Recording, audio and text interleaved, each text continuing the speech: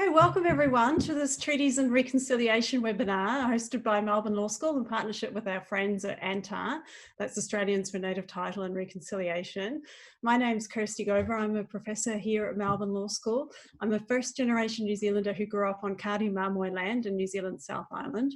In my research, I write about the way settler law impacts on Indigenous peoples' law and rights in Australia, New Zealand, Canada and the US.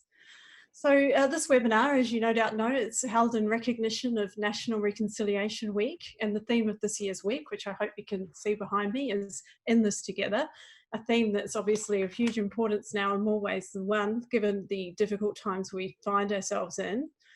I'm going to turn to introduce our panellists and the topic for today in just a moment, but let me begin by acknowledging that wherever we are today, we're on the lands of traditional owners, and I want to pay my respects to them and to their elders and leaders. I'm speaking to you today from Melbourne on the lands of the Kulin Nation, and I'd like to thank the traditional owners for taking care of this country and everyone on it. And I also want to extend a special welcome to all Indigenous people who are joining us today. And let me also acknowledge and welcome our academic community, our alumni, students and friends of the law school and of ANTaR. So our topic today is Treaties and Reconciliation. So the idea behind this is, given the momentum that's building in parts of the country in treaty making processes, especially here in Victoria, in the Northern Territory and in Queensland, and the enduring call of the Uluru Statement from the Heart, now 3 years old, for a voice to Parliament alongside a Makarrata Commission to oversee agreement making, it's timely now, we thought, to consider how treaties could contribute to our broader goals of reconciliation in this country. And to help us analyse these issues, we have with us today 3 guests who individually and collectively bring a great wealth of experience and expertise to these issues: Tony McAvoy, Elly, Patira and Marcus Stewart. I'm absolutely delighted that the 3 of you are able to join us. I wanted to thank you for your generosity in this and all the other contributions you make to social justice in this country. I do know how hard each of you works, and we really are genuinely very grateful for your time. I thought I might keep introductions short so that we have more time to hear from our panellists. But for those of you who'd like to follow up, there's more biographical information about our speakers on the event website that you can get to through the invitation link. So Tony McAvoy is a barrister and senior counsel for New South Wales. And as many of you will know, he's had a long career in advocating for and representing Indigenous peoples in their legal and political claims for justice and land rights. He's held many leadership roles in the legal profession in these fields, and he's spoken many times on the ways that treaties can assist Indigenous peoples in their pursuit of justice. Our second guest, Elly Patira, is the Executive Director of Treaty in the Victorian Department of Premier and Cabinet. She's a lawyer. I'm happy to say she's one of our alum, actually. She has extensive experience in human rights and constitutional law, and Elly's held leadership positions in and out of government and work furthering Indigenous rights here in Australia and globally. And finally, our third speaker, Marcus Stewart, is the co-chair of the First Peoples Assembly of Victoria, and he was elected to the Assembly by the Taunarong Land and Waters Aboriginal Corporation as their representative.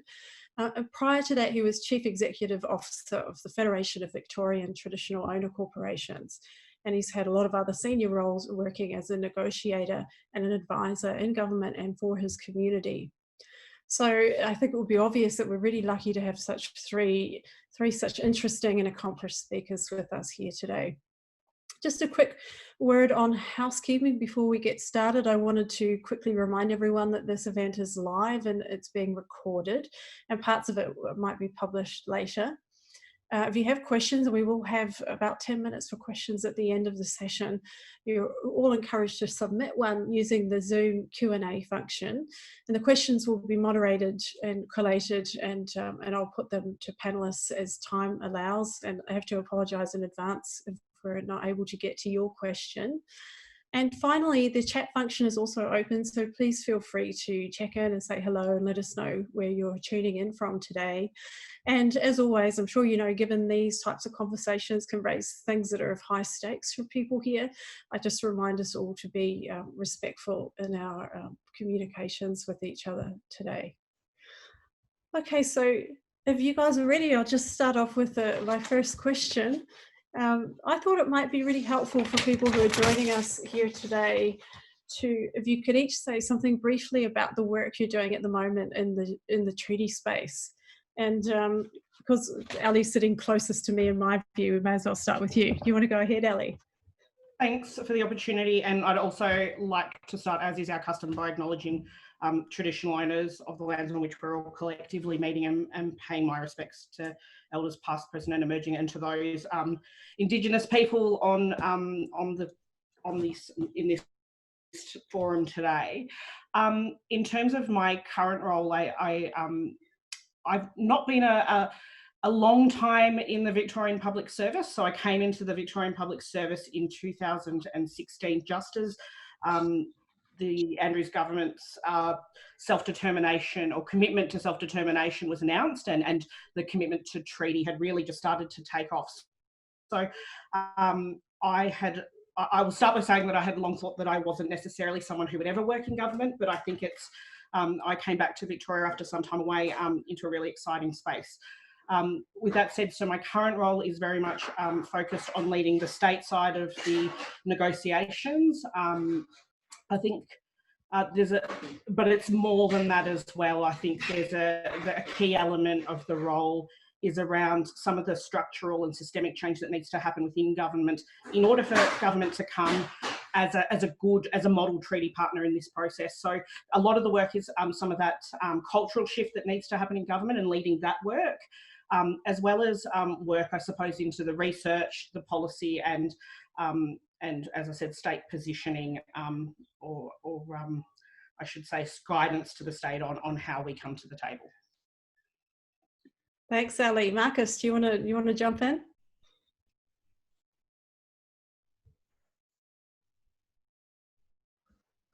I can't hear you, Marcus. I think you might be still. Mute button wasn't. There we go. Yeah, good. Second time lucky.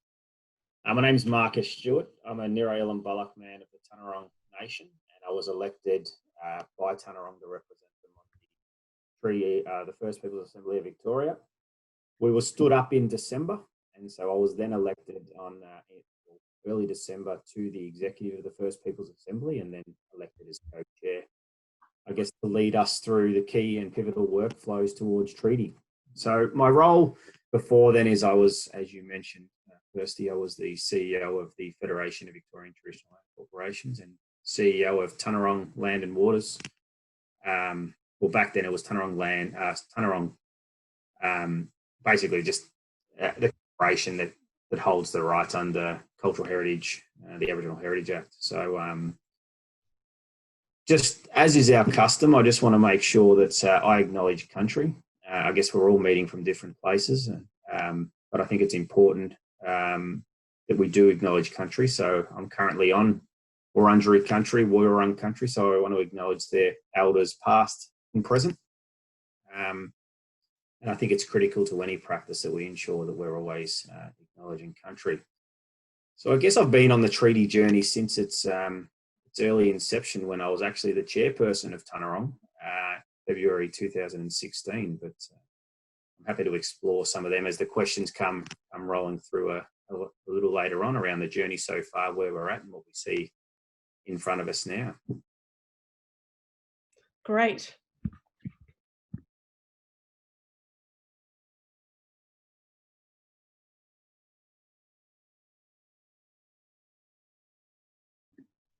Sorry, I was muted. Tony, over to you. Thank you, Kirsty. I too pay my respects to the traditional owners, the First Nations people all over the country, from wherever they may be tuning in. I am on Gomer country, Sydney, and it's very fortunate to be here. I have a great deal of experience in negotiating in the native title context.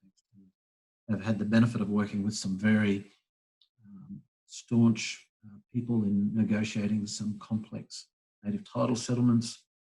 I've also had the honour and pleasure of being a negotiator and for an advisor to the Narungga people in their negotiations with the state of South Australia in regards to that treaty process.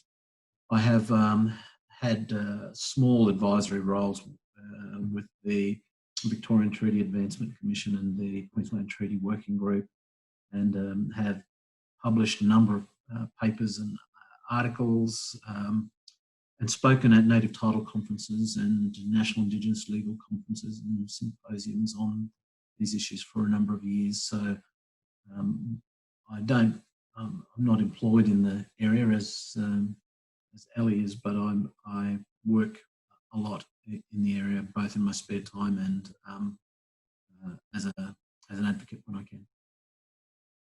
Great. Okay, well, I thought we might just jump in with a really big and broad question. How do each of you see the link between treaties and reconciliation, and where does sovereignty come in to that link? I'm going to put you on the spot, Elly.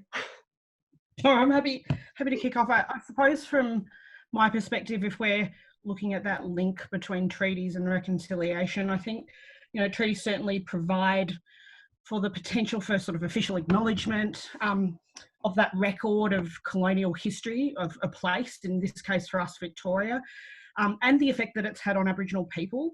I think treaties are also an opportunity for governments and for Aboriginal parties to really establish a shared framework for a renewed relationship for the future. And I think in this way we can still see that sort of lays out a pathway to reconciliation, noting some of the criticisms of a reconciliation agenda, which we could probably pick apart a little bit in this discussion. I think on the broader question of sovereignty, I don't really think there's a quick and easy answer to the sovereignty part of the question. I think sovereignty is really, really a complex concept.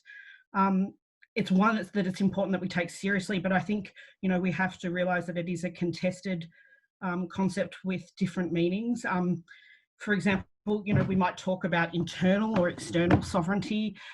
It also has a really particular legal meaning, and that's become particularly apparent with some of the outcomes from the Australian High Court recently. And people also talk about political sovereignty, popular sovereignty. The Uluru Statement of the Heart, I suppose, talks about spiritual sovereignty. From my perspective, I suppose other jurisdictions are also still wrestling with these complexities, even where treaties are in place. And I think New Zealand's a really good example of that. We see the Treaty of Waitangi, at the moment preparing a part 2 of a report looking into the nature and the location of sovereignty in New Zealand. So, that may well be a controversial report, and it's still very much a live issue. Yes. I think for me, we also need to be really alive to the possibility that certain ways of understanding sovereignty, particularly in a Western legal sort of construct, might not actually well represent Aboriginal Victorian understandings of political and other authority as well. And, again, I think we can look to New Zealand and see that Māori concepts share similarities with Western notions of sovereignty, but they're certainly not identical, and that's one of the reasons why the Treaty of Waitangi, remains contested and at times controversial to this day. I think my point would be that we don't want to prejudice Aboriginal ways of understanding these matters. And so, what does that mean for the Victorian treaty process? I think what we see is there's an opportunity for the state and Aboriginal Victorians really to have a conversation about the meaning of sovereignty and what is possible in Victoria. And I think that's where that connect is right now at this stage of the Victorian treaty process. Yeah, great. Thanks, Elly. Marcus, I know you and I have had some good chats about this topic before, so I'll hand over to you. What do you see the link being, and where do you think sovereignty fits into that connection? Yeah, thanks, Kirsty. And I mean, if I reflect back on the paper that you wrote not too long ago, and also acknowledge the ongoing commitment of Melbourne Law School, yourself and Eddie in particular, and their relationship with the First Peoples Assembly of Victoria, where we look at what the notion of sovereignty is. And I think some of the challenges that we're presented with is, one, we've never ceded our sovereignty. Two, I don't think there's any jurisdiction in this country that can reside over that question. And 3, where does inherent rights fit in this conversation and dialogue? Because it's certainly not going to, I don't see it personally as being a conversation amongst our communities. It's going to be, we're going to have to look at how our inherent rights are acknowledged through any treaty journey and any agreement making process, and how our rights are empowered through that. So what is our journey and avenues to be able to self-govern and to sort of reside over our own jurisdiction, to be our own government? So I think there's a lot of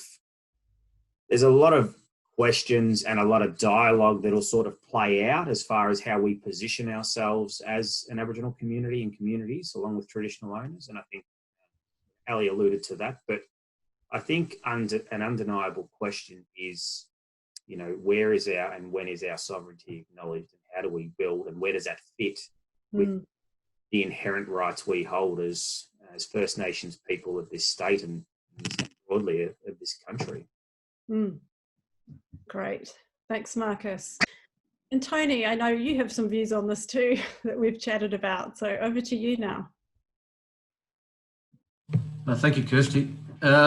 Yes, well, as it is Reconciliation Week, I suppose that there is the need to consider how reconciliation does fit with the treaty concept. I take the view that reconciliation from our Indigenous First Nations perspective is one in which we require actual justice, not the promise of justice and not a partial justice, but actual justice. I've yet to see, I think, any colonised state in which real justice for First Nations has been afforded. So bearing in mind that we have, at the moment, fairly limited power and control over how we live our lives as First Nations, perhaps some forms of partial reconciliation which deliver partial justice may be seen as attractive options. I think treaties can deliver a partial justice. The problem is, though, I think the most devastating injustice that has been done to us is, apart from the horrific brutality and inhumanity of the personal attacks, has been the attack on our self-determination. And treaties can be structured to give effect to the right to self-determination. The question then is, and Elly's spoken very, very clearly on this just a moment ago, is whether that self-determination is expressed as a manifestation of sovereignty, or it merely provides recognition and operationalises some or all of the rights that comprise sovereignty. The right to self-determination, as we understand it, ought to be, in my view, at the heart of every treaty discussion, all treaty discussions in this country. So I think there is there ought to be a significant overlap between the ideal of reconciliation and the notions of sovereignty, and treaties ought to be able to capture and give effect to those principles and aspirations. Yeah, terrific. Thank you. Very thoughtful.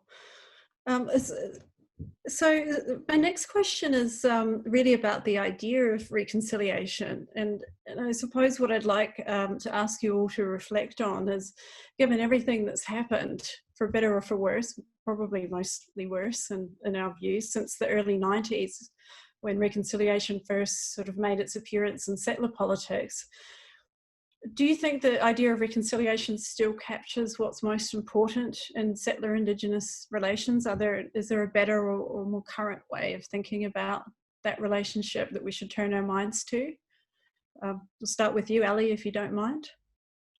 Yeah, well, I think, there is that sort of so-called sort of practical reconciliation of the sort of Howard years that I think a lot of people sort of turn their mind to when they think of the concept of reconciliation. And there's a body of thought, and I know it's certainly something that Marcus has expressed and that we've talked about before. And it's also, there's a lot of sort of Indigenous Canadian thinkers talking in this space, really concerned about, I suppose, government endorsed reconciliation being just about building relationships, if you like, without really addressing the sort of primary injustices in sort of settler state relations. Mm. I'm sorry, settler Indigenous relations, I should say.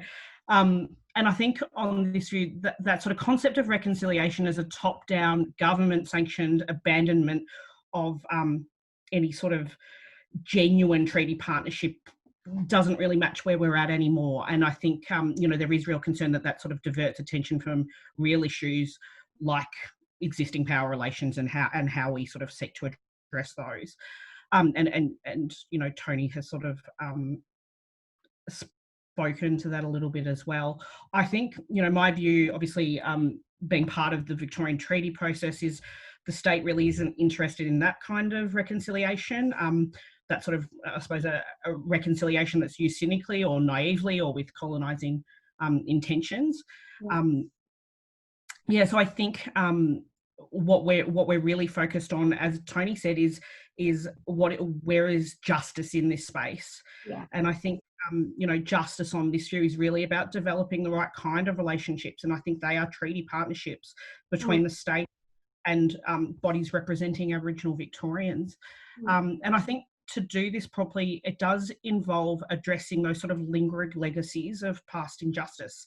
And that's, you know, of the state's failure to acknowledge the inherently political nature of the societies to which Aboriginal Victorians belonged. That is not part of, it's not part of the conversation historically that we've had in this country.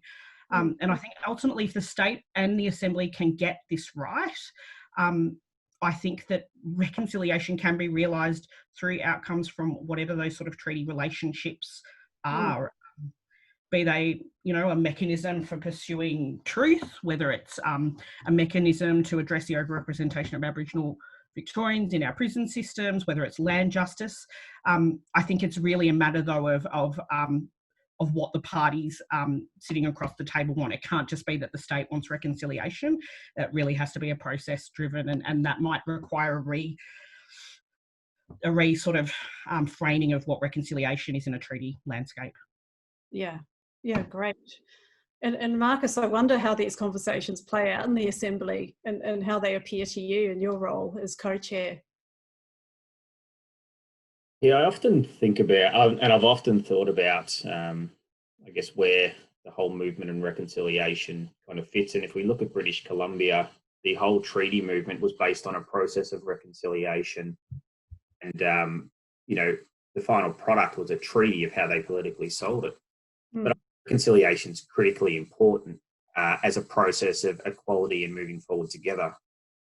But I think, as Elly alluded to, we've pivoted from there. We're looking at more, you know, in Victoria in particular, what does a treaty look like and what is it? So we've got, what we know is, you know, we have Victorians that support reconciliation. There's Australians that are, you know, supportive of reconciliation.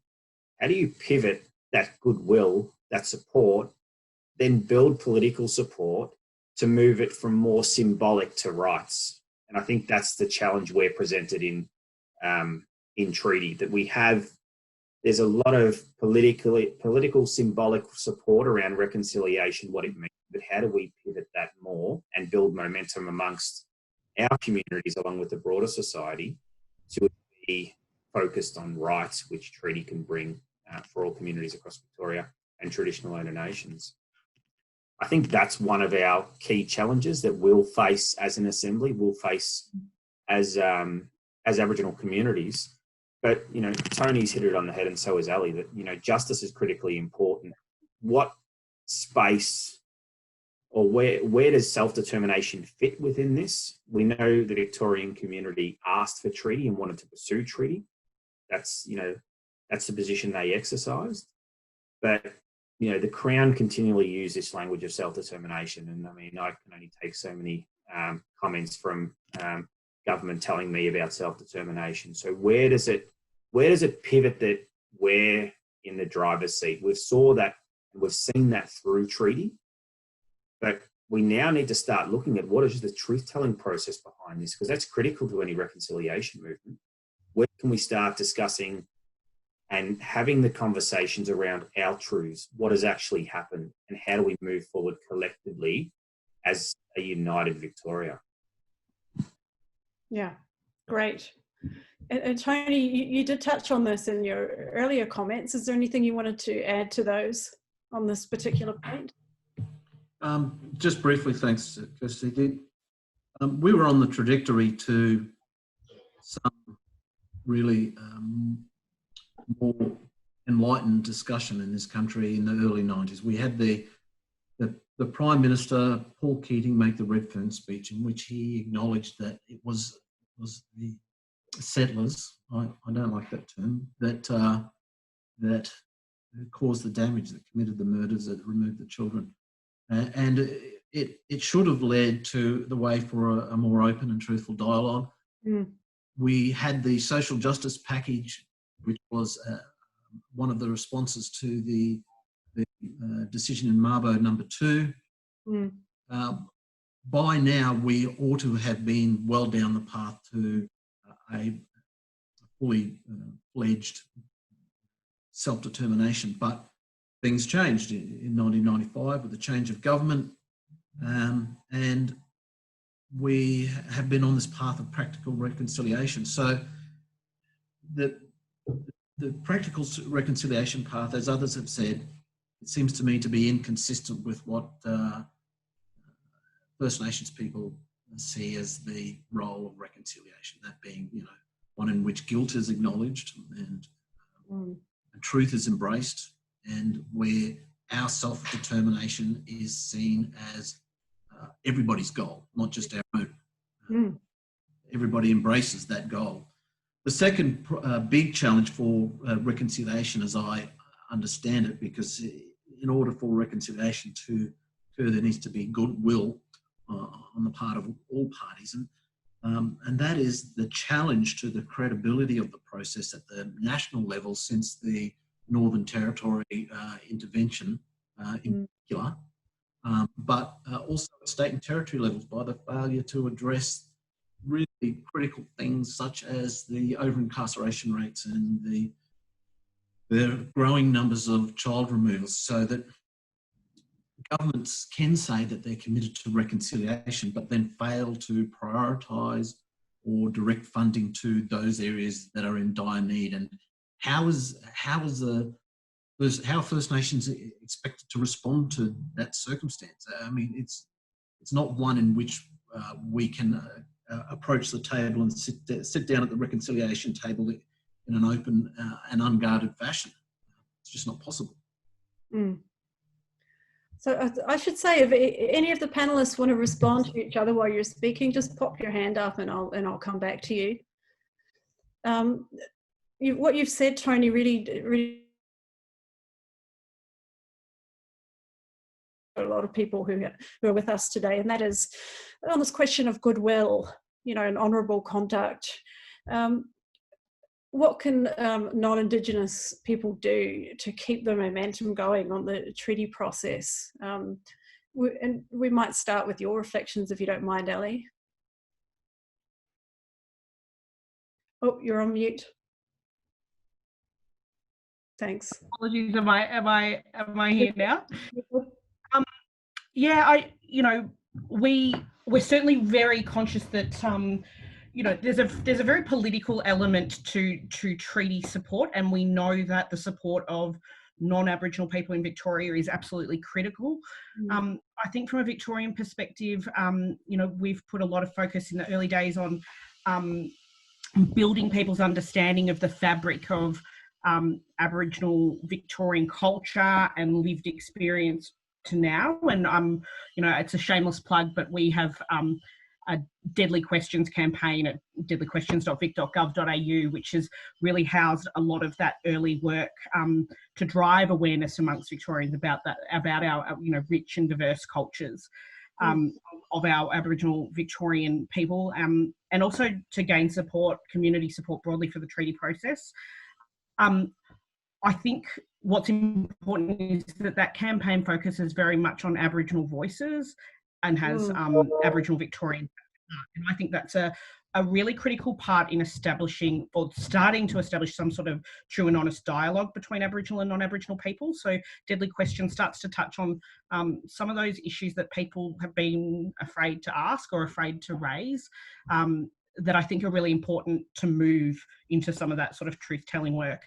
I think we're certainly conscious that we're almost at the next phase, and so certainly part of the treaty process is that sort of external communication and how do we build advocacy and support. I think as a government, we were really conscious that it wouldn't be appropriate to sort of barrel on ahead with that messaging without the Assembly being up and established and having a clear voice and having a clear idea of how they would like to articulate what support looks like for them. And so that sort of work that's underway to build on that campaign as we move forward. Yeah, and I would otherwise, and I'm sure Marcus will speak to this as well, you know, the First Peoples Assembly has really put a lot of work into sort of resources, podcasts, online conversations. That is really the heart of people finding out information about the process and understanding what those views are that are being expressed by community to their Assembly members. And Marcus, if you have any sort of thing to add on that. Yeah, go ahead, Marcus. I mean, I've often said this, but I think there's obviously a critical role. We see it in reconciliation that non-Indigenous play, our broader Victorian community play within this treaty process that we see in Victoria. As you know, a Tanarong traditional owner, my story, my history is a shared one along with yours, Kirsty. You live on Aboriginal land. It's a narrative, it's a shared narrative, and it's a journey that we need to move together on as Victorians, as you know, Victorian traditional owners, and the broader Aboriginal Victorians as well. So what is that shared narrative? What is that understanding of the oldest living culture in the world? I think that's what's key, and that's the pivotal success factor of what treaty can be, because it's a shared journey. It's an agreement between two parties. But it's, like I said, it's as much as my history as it is, you know, part and shaping your story moving forward because you live on Aboriginal land. So the broader Victorian population, broader Australian population play a critical role in, you know, sharing them stories, getting behind and supporting what's happening amongst the whole treaty journey in Victoria, because we're asking for one key thing, and that's equity. Something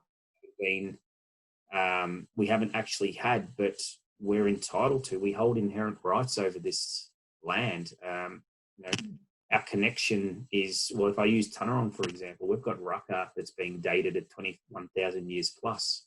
Central Victoria, Raka is something commonly associated with Victoria. So our stories, our history is here, and that's something we want to share. We want to move forward together with. And I think it can really redefine and reshape the narrative and the story of what Victoria is and what Victoria will be moving forward. Yeah, sure. And a note for listeners, the Assembly has a really good website that has a lot of your podcasts and your conversations within the Assembly. Is that right, Marcus? Yeah, so I'd encourage people to check that out if they're interested in hearing more. Tony, I'm sure you've got some views on this, so can we hand over to you for a second? Yeah, thanks, Kirsty. Look, I agree entirely with Elly that it's a political response. Treaties are a political response to an outstanding, long-standing grievance between us and the governments of Australia, not particularly with the people of Australia. Therefore, it seems to me that the primary issue in keeping momentum up is ensuring that governments who are already or are thinking about entering the treaty processes are given encouragement and reminded that people are watching, and reminded that people, that non-Indigenous people expect them to progress the treaty process in a principled, respectful manner. Mm-hmm. You know, there are all the different ways in which you can communicate with your local politicians at state and federal level to ensure that they understand there are members of their electorate who are interested in seeing that this is done in a proper manner. Yeah, well said. So I might combine the next two questions because they sort of touch on the same issue. I think people might be interested in how these treaty debates that we're all speaking about today differ from the treaty conversation that we had back in the 80s with the Hawke government. And as a related question, what you all think the role of the Commonwealth should be in the treaty making initiatives that are underway in states and territories. So over to you, Elly, if you're willing to speak on that. Yeah, I mean, Tony talked a little bit before about the importance of that dialogue in the 90s, the Redford's statement, some of those issues. And, you know, from my perspective, I think the issues people envisage a treaty to address have changed over time. What a treaty or treaties in Victoria will contain, while, you know, it's yet to be determined. However, the overarching call for treaty is there, and that has carried over time. It has been that way, you know, particularly since the 1967 referendum. I think what is different in the context now, from my perspective, is the Victorian government's commitment to self-determination. That doesn't mean we've realised self-determination yet, but when we start to see things through that lens, when there's an acknowledgement by the Victorian government that that involves the transfer of decision-making power and resources, we see treaty taking on a very different, it's not just sort of land justice, it's a much bigger question around power relationships and government transferring some of that power. Or identifying and locating that power elsewhere. And I think that's probably, for me, it's quite unprecedented to be having the sort of treaty process and conversations with that as a sort of backdrop. You know, and I think, you know, the Hawke government, of course, committed to negotiating a treaty or treaties, but ultimately they failed to deliver on that promise. We are here, you know, sometime later and it still has not happened. And I think, you know, in the Victorian context, what's also different is, you know, that this treaty making process is cemented in legislation. And so I think there's certainly, we feel sort of a robustness in Victoria around the treaty process as it moves forward. You know, there's an undeniable role for a Commonwealth government in a treaty making process. There's not, you know, that's a fact. Yeah, and it's a fact, and it's something that remains sort of unmet, I suppose. Yeah, sure. Marcus, do you want to weigh in on this one? I'd love to. I think, what role does the Commonwealth play? I think a mature one.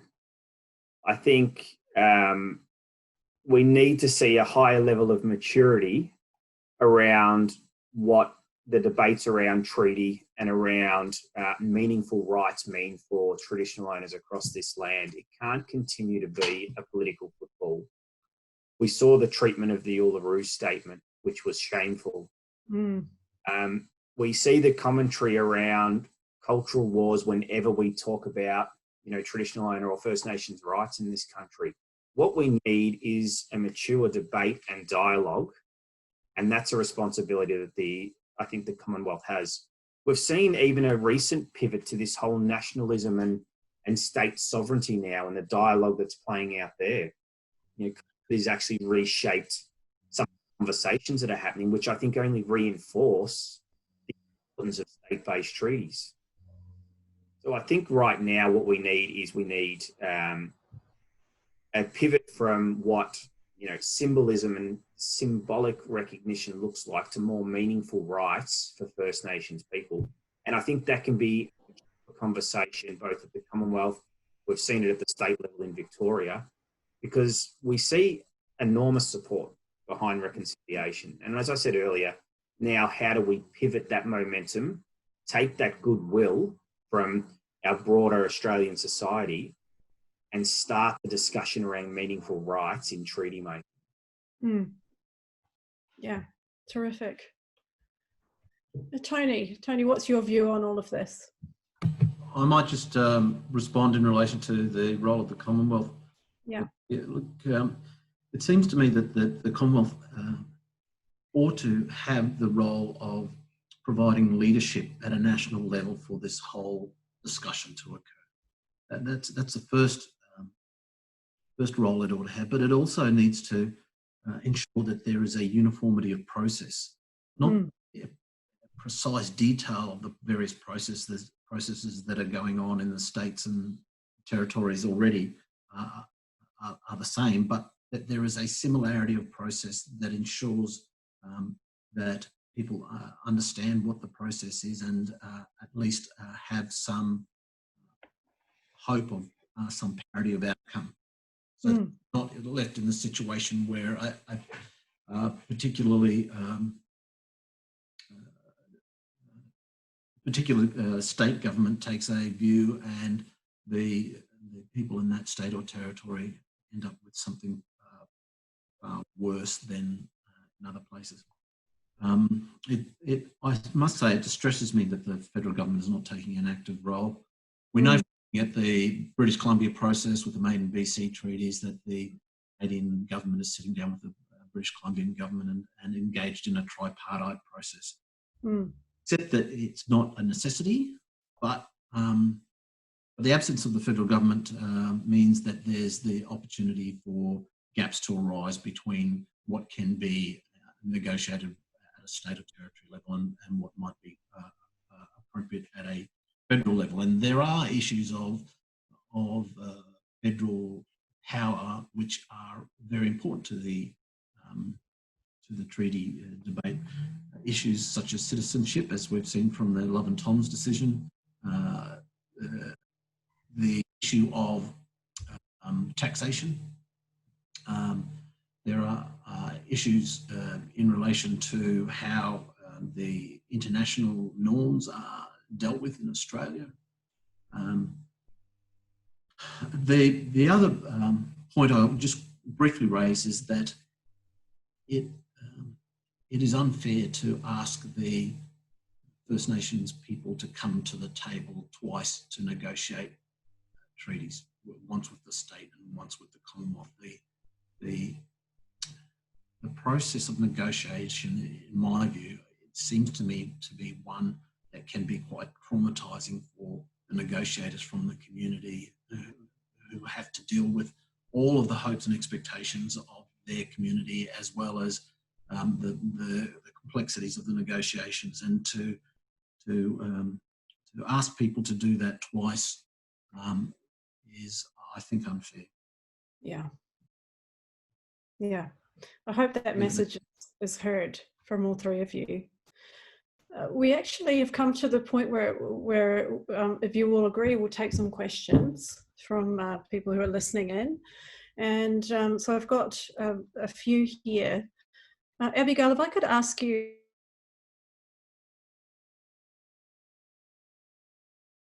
Abigail's helping behind the scenes, just to keep a record of the other questions on Q&A, because I'd like to look at those, we'd all like to look at those to help shape our work going forward. We don't have time to address them all today, which is from Robin Margot. It's been paraphrased here. Why do you think some people support treaty but not the Uluru Statement that includes a call for treaty? Who would like to go first? I'll take a volunteer in this case.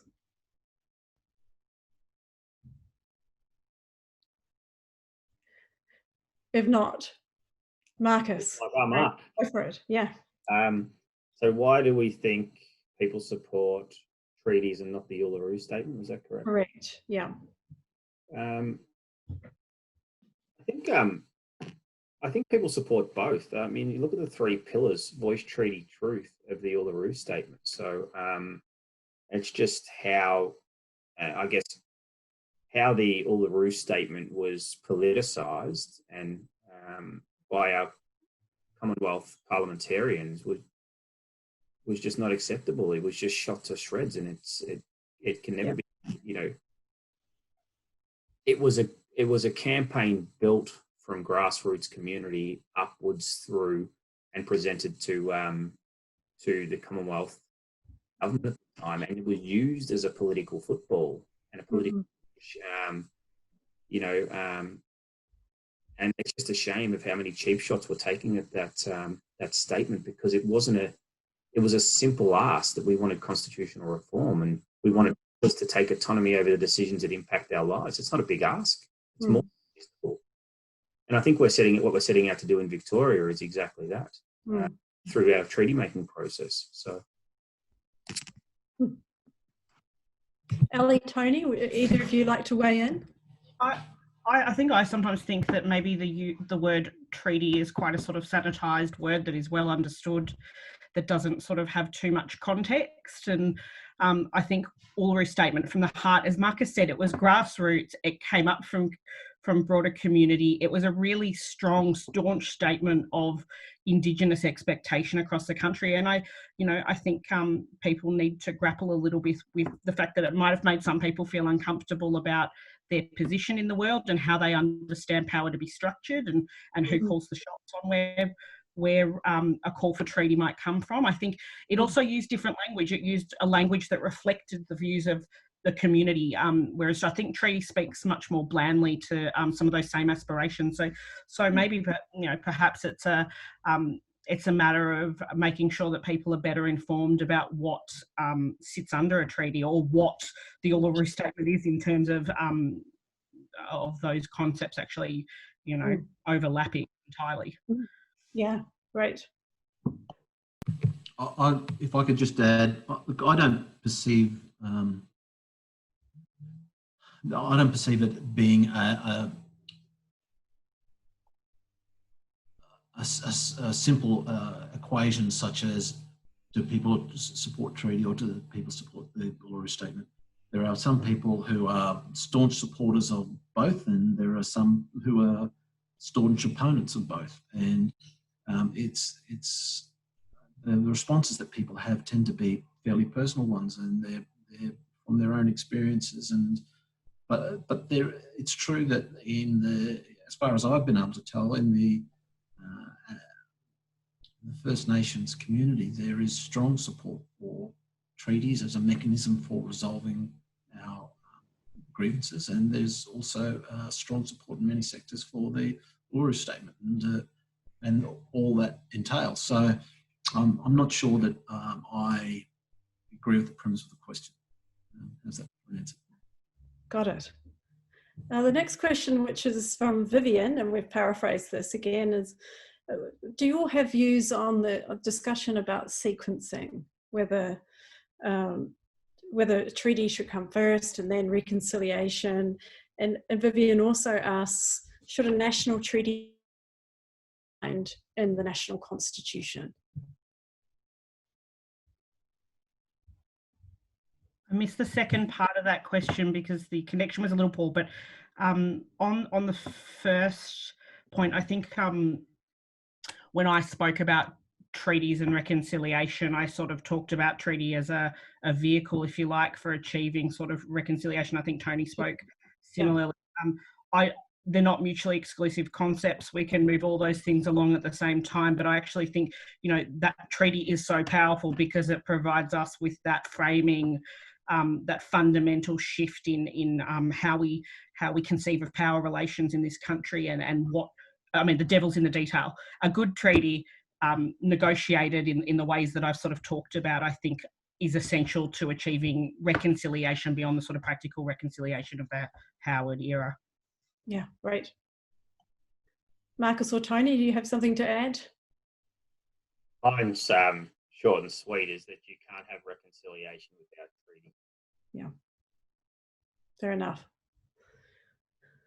Okay, so there's a lot of interest, I think, in how we collectively might influence the Commonwealth to do more in both spaces, treaty and reconciliation. So Minda has asked, can the treaty process in Victoria influence the Commonwealth in regard to treaty? And I suppose the corollary question would be, how can we all help to make sure that this will happen? And I think sorry, Tony. You go ahead. Apologies. I was going to say, in my experience, there's a lot of different sort of issues on the boil in Aboriginal affairs across our country right now. The national agreement on closing the gap is currently being negotiated. A a voice, not to Parliament, but a voice process is up and running with the Commonwealth. My experience being involved in both of those processes is that Victoria's treaty process is influencing, I think, one, First Nations expectations around what's possible, but also there is a sense, I suppose, that people do look to Victoria to have a slightly more progressive conversation, and the same is probably true of, you know, our intervening in the love matter. So I think, you know, what's clear is we are in Victoria. We have a commitment to self-determination, to treaty, and that's certainly influencing how we come to the table, and certainly what we're trying to do at the table. I know certainly with the voice process, we make no secret of the fact that any voice process must respect our treaty process that's underway, and that's certainly how we're trying to influence that process, and also, I suppose, really trying to influence it through talking about self-determination and the fundamental shift that requires in how you engage, who has power in the room, those sort of issues. Yeah, great. I might just add something to that. I'm not sure that too much can be done to bring the Commonwealth to the table for treaty negotiations. I think that there's some sort of ideological blockage in the coalition, which means that they're going to sit back and watch, and they're not going to move on it any time soon. But I note that alternatively, I think establishing a treaty process was one of the Labor Party platforms going into the last election. So while it's not possible with the present government, if there are a change of government, it might be possible. Great. Well, I might use my prerogative as chair just to pose a final question to you all. And this actually came from our friend and colleague, Eddie Cabillo, originally. What would each of you say to Indigenous and non-Indigenous people about the importance of conversations like this one that we've just been having?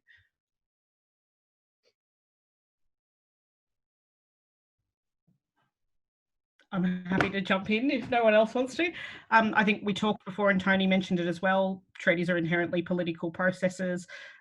We've seen, certainly in Victoria, there is a link between people's understanding of the process and understanding of Aboriginal Victorians, their culture, rights, that fundamentally shifts people's support for treaty.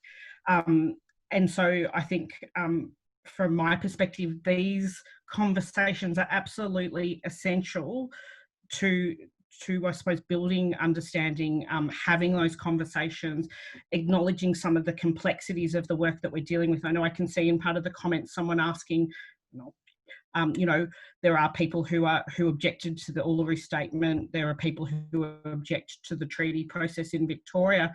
And I think that reflects the reality of First Nations people. We are not a homogenous mass with a single view. We are just like non-Aboriginal Victorians. Some people support a Labor or a Liberal government. Some people support different ideologies and worldviews and policies and legislation. And we are no different as Indigenous people. We have a range of views that need to be talked about and reflected in this process. Yeah, great. Who wants to go next? Tony, great. Yeah, I'll just be very quick. The more people in Australia who turn their minds to the nature and content of treaties, the better. I don't think the type of deep reform that treaties will give effect to or put into written form can be done by stealth. I just don't think the government can go and enter into a substantial treaty with the First Nation without bringing the community along with it. So the more people who know about the reality and truth of treaties and what it means and the philosophy behind it, I think the better chance that we're going to have dealing with the inevitable attacks and misinformation that will come. So it's about not just winning the negotiation, but winning the communication as well. Sure. Marcus, I'll give you the last word on this one. Yeah, it's as much political as it is anything, and you know, it's got to be campaign driven, like Tony said, but the beauty of you know, Victorian traditional owners and First Nations people of you know, across the nation is we live in a democracy too. We can disagree. I think, as I'd said earlier, it's about, you know, it's as much a part of my story as it is, you know, every other Victorian's story who live on Aboriginal land. So how do we move forward together? That's the potential outcome of treaty. I think it's important to have people champion what that potentially looks like and to support traditional owner voices around the state in their calls to treaty. We're going to disagree on what it looks like. That's the beauty of democracy, and we're a representative democracy of the First Peoples Assembly of Victoria. Mm. You know, that's I guess just the beauty of what this journey is. It's not going to have everyone agreeing to it, but what we need our allies and supporters out there sharing this communication of what's happening. You know, having the dialogues with their friends, their family, their colleagues around what potentially treaty may mean, because it has the potential of benefiting all Victorians, so underpinning rights of traditional owners in Victoria. So I've often said that, you know, treaty offers us an opportunity to be the, you know, the tide that raises all ships, and that's what it has to be. It has to be for our communities. It has to be for broader Victorians. Fantastic. So we're getting close to the end. So I did want to note that that it is wonderful to see such a high degree of interest from people out there in this kind of conversation. I encourage you all to stay in touch with Melbourne Law School, with ANTaR, with the Assembly, have a look at the Vic Government's website, and just generally listen to whatever Tony has to say whenever he has to say it. Just stay in touch with these treaty conversations, and hopefully we can have more of this sort of gathering where we can get to speak together, frankly. And I did want to thank you all again, obviously, for your tremendous insights. It's a really great and important set of issues. And I think what we had hoped from today was that it would provide some fodder for people to really get thinking about the nitty-gritty and the hard work that remains to be done. And I'm sure I speak for all of us here when I express my gratitude for all the hard work that the three of you do. It is a hard job. We're really lucky to have the three of you doing it on our behalf. I also want to thank our friends Paul Wright and Michael Anderson from ANTaR for their support with this particular seminar, and my colleagues Eddie Cabillo, Abigail Parker and Amy Johannes for helping to put all of this together. In an ordinary situation and happier times, we could give you a round of applause.